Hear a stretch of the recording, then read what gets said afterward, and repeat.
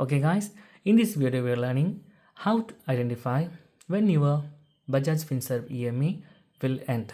Okay, and simply open your Bajaj FinServ application, then enter your NPIN to get this main page.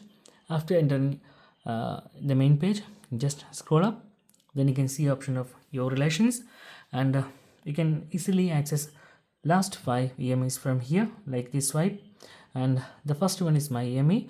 Or otherwise you can use view all options to get more loans and EMIs. This is my EMI, so I am click here to see the more details, view loan details. Okay, then you can see here there is another option, view more details. Just click there, then you can see when my EMI is end. It is 02 May 2026. So in this way you can easily identify in normal method when your EMI is end. So that's guys, very simple tutorial, and if you need any kind of Android or iPhone tutorial, just comment below. I will post my replies as videos so you can easily watch, understand it. And if you enjoy this video, please like, comment, share and subscribe our channel for getting more videos like this. Thank you so much for watching. Have a nice day. Bye bye.